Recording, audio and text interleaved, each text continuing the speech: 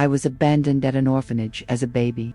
I grew up hearing that I was a difficult child, but deep down, I just wanted someone to hold me.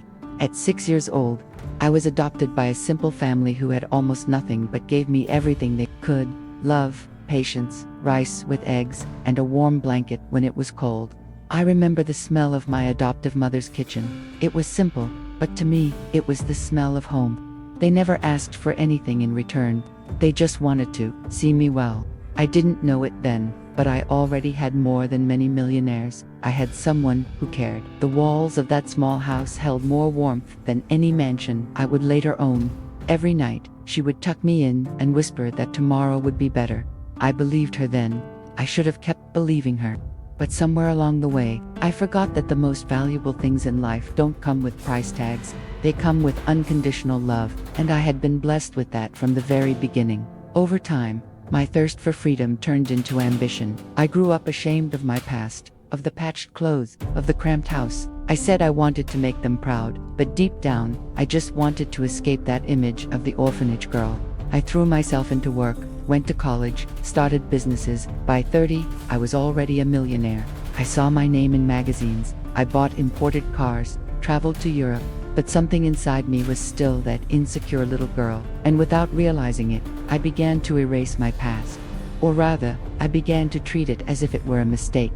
Success became my new identity, and I wore it like armor against the world that had once pitied me. I convinced myself that moving forward meant leaving everything behind. I told myself that gratitude was a luxury I couldn't afford if I wanted to keep climbing. But what I didn't understand then was that I wasn't climbing at all. I was just running away from the only people who had ever truly seen me. I remember the day they called to say they were happy for me. My adoptive mother wanted me to come for Sunday lunch. I said I was busy. I said that so many times that one day they stopped calling. I avoided taking pictures with them, declined their invitations. I even laughed, in private, when they sent me a cheap birthday gift. They'll never understand my world, I thought. What irony. I was trying to enter a world where nobody knew me, and I was rejecting the only world where I was truly loved. The boardrooms where I commanded respect felt emptier than that small kitchen where I had once felt complete. I had traded authentic connection for hollow applause, and I didn't even realize it was happening. Every achievement felt smaller because I had no one real to share it with. The success I had fought so hard for began to taste bitter in my mouth. I was winning at everything except the things that actually mattered. When I gave a speech at a university, I used my story as a tale of overcoming obstacles, but I omitted their names. I said that I raised myself. In the audience, people were crying, and I cried too. But it was from guilt. Because right there I realized I had become the successful woman I wanted to be, but I had hurt the only ones who believed in me before any resume existed. The shame I felt about my past had turned into shame about myself, and there was no going back in time anymore. Standing on that stage, receiving that standing ovation, I felt more alone than I ever had in the orphanage. The applause was thunderous, but it couldn't drown out the silence where their voices used to be.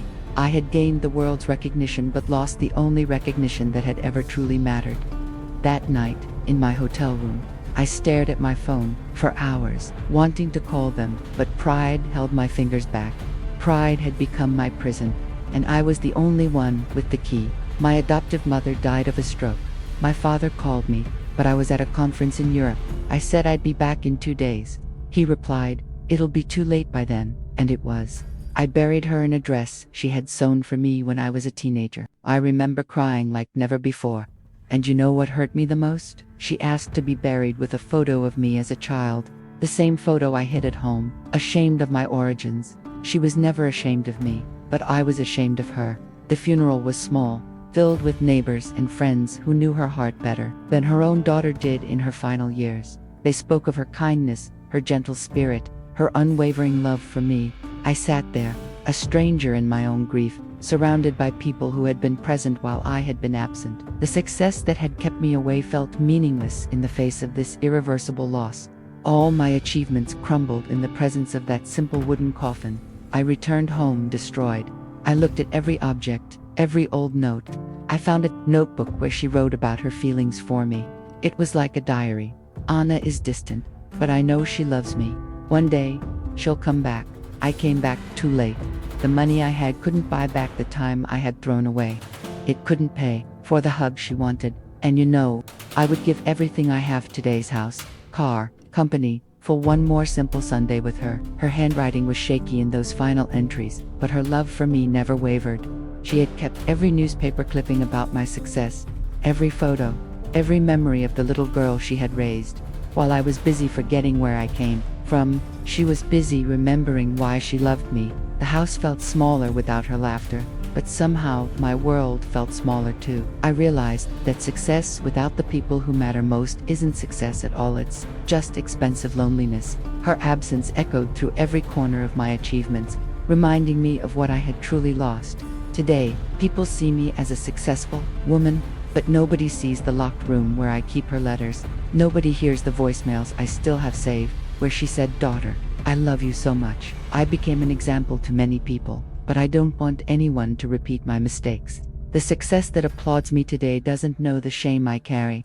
I tell myself, if you ever have to choose between winning alone or sharing your journey with those who helped you take your first steps, choose to share. The accolades on my wall feel hollow compared to the memories I should have made. Every business award serves as a reminder of the moments I missed, the conversations I avoided, the love I took for granted. I've learned that true success isn't measured by what you achieve, but by who you choose to bring along on the journey. The biggest failure of my life wasn't in business, it was in love, gratitude, and human connection. Ingratitude is a kind of blindness. We think we're moving forward, but we're leaving everything that matters behind. And the worst part is that when we realize it, it's often too late. My father is still alive, and now he's the one who receives my lunches, my flowers, my visits, but in his eyes, something is always missing. It's her absence. And maybe, deep down, he knows that what was really missing was my thank you. His forgiveness feels heavier than any punishment could have been. He welcomes me with open arms, but I can see the questions in his eyes, the wondering about what could have been different. We share meals now, but they taste different without her presence, without the completeness that her love brought to our small family. Time has taught me that some words, once left unspoken, echo louder than any words we do say. The silence where gratitude should have lived has become the loudest sound in my life. If you've listened to my story thus far, maybe you also have someone in your past who extended their hand when no one else would. Don't wait until you have everything to go back and say thank you, because sometimes, when we finally decide to return, there's no one left to wait for us. I'm telling this because I learned it the hardest way possible. And if this story makes you call someone, visit someone, forgive, or ask for forgiveness, then it was worth telling. The phone calls you keep postponing, the visits you keep delaying, the words you keep meaning to say, they matter more than any deadline, any meeting, any deal. Love doesn't wait for our convenience. Gratitude can't be scheduled for later. The people who shaped us, who believed in us when we couldn't believe in ourselves, deserve more than our success. They deserve our presence, our acknowledgement, our time. I move forward, but I carry with me the lessons she left behind. Don't live to impress the world and disappoint those who truly loved you. If this story touched you in some way, stay here with me. There are other stories like this, stories that remind us of what really matters. And maybe, just like me, you're also needing to remember. We get so caught up in becoming someone important that we forget the people who made us feel important. When we were nobody, success means nothing if it costs us the relationships that made us who we are. The greatest tragedy isn't failing to achieve our dreams, it's achieving them at the expense of the people who made those dreams possible. Let my regret become your reminder. Let my loss become your wake-up call. Because somewhere out there, someone is waiting for your call, your visit, your simple thank you, and they won't wait forever.